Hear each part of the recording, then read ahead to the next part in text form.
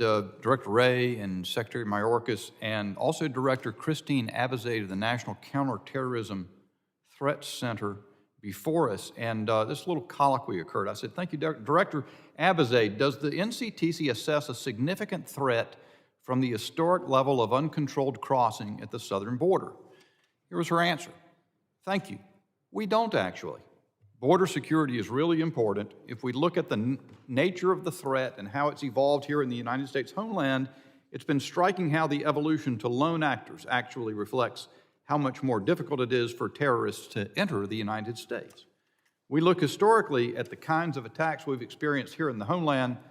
None of them have been connected to major illegal crossings or otherwise from the southwest border. And then she finished, that said, it remains a top intelligence priority.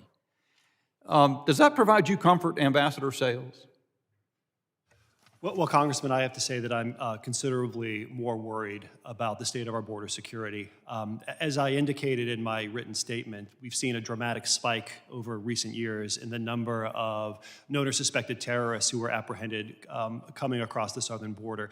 From zero several years ago to 95 last fiscal year to 69 so far, and those are just the ones we know about. Thank you for that. I find myself in agreement. I asked Secretary Mayorkas back in April of last year, how do you know that none of the 2.6 million, including the 600,000 gotaways, you don't even know who they are, and you know 41 on, it was at that time, 41 on the terror watch list have been encountered. How do you know those people aren't a source of risk of terrorism? Congressman, the individuals that we have encountered on the terrorism screening data, and I said, you're not answering my question, sir.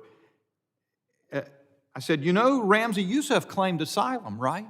Now, I got that a little bit wrong. I don't think, but he got a claim to come in. He was encountered and admitted into the country. I think it wasn't called credible fear at the time, but it was something similar. And I said, and you know that he got to go and be released into the country on an assertion of credible fear. He was released, and 6 months later, he bombed the World Trade Center. Among the 600,000 gotaways, just that small portion, Mr. Secretary, how do you know that are you waiting for a mushroom cloud? My time had expired, and he was given the opportunity to respond, and here's what he said. Mr. Chairman, I won't dignify that last question with a response. What about you, Ms. Ledeen? Are you comforted by the Secretary of Homeland Security's certitude that we face no risk among those hundreds of thousands of people entering the United States without ever contacting authorities? That it is not a material terrorism risk? Does that make any sense to you?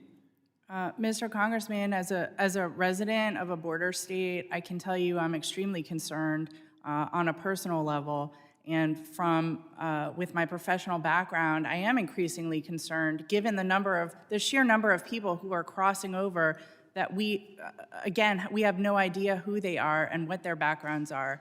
Also, going back to the Afghanistan withdrawal, those first couple of planes that took off from Kabul airport were full of people who had not been vetted, and subsequent vetting showed that actually some of them were, had in place IEDs and appeared on our biometrics. So I have very grave concerns about this, and I thank you for your attention to this matter. Thank you, ma'am.